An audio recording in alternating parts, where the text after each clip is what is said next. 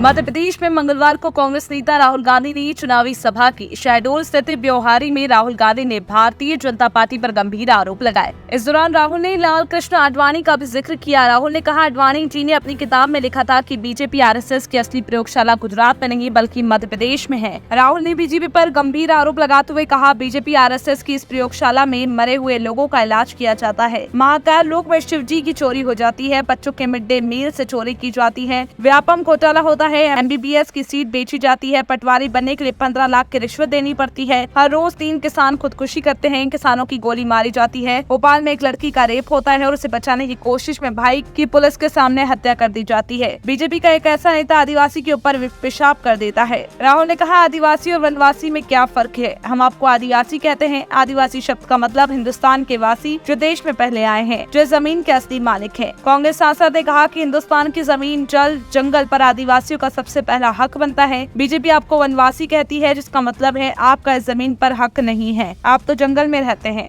कांग्रेस सांसद राहुल गांधी ने कहा कि आज आदिवासियों को क्या अधिकार देना चाहिए, ओबीसी और एसटी वर्ग को क्या हिस्सा देना चाहिए, देश के सामने सवाल है और इसलिए हम जातीय जनगणना की बात हो रही है, हम इसे कराएंगे। राहुल गांधी ने कहा कि कांग्रेस खोखले वादे नहीं करती, हम पैसा कानून लाए, वन अधिकार कानून लेकर आए। हमने कानून बनाया था कि अगर किसी उद्योगपति को आदिवासी की जमीन चाहिए तो उसे ग्राम सभा के सामने हाथ जोड़कर जमीन मांगनी होगी, लेकिन बीजेपी ने ऐसा पैसा कानून को रद्द कर दिया। बीजेपी सरकार ने आपको डरा धमकाकर हिंसा के बल पर आपसे आपकी जमीन छीन ली। मैं आपको गारंटी देता हूँ, जो आपका हक है हम उसे जरूर लौटाएंगे। सभा को कांग्रेस नेता और पूर्व सीएम कमलनाथ ने भी संबोधित किया। उन्होंने कहा, मध्य प्रदेश में कृषि व्यवस्था, भर्ती व्यवस्था, स्वास्थ्य व्यवस्था, उद्योग व्यवस्था, अर्थव्यवस्था सब चौपट है। आज मध्य प्रदेश का हर व्यक्ति या तो भ्रष्टाचार का शिकार है या भ्रष्टाचार का गवाह है। इसलिए आने वाले विधानसभा चुनाव में मध्य प्रदेश के भविष्य का फैसला होना है और मध्य प्रदेश का भविष्य आखिरकार आप ही लोगों के हाथ में है। तमाम बड़ी खबरों पर हम आपको अपडेट देते रहेंगे, लेकिन तब तक के लिए आप हमारे चैनल को सब्सक्राइब करें।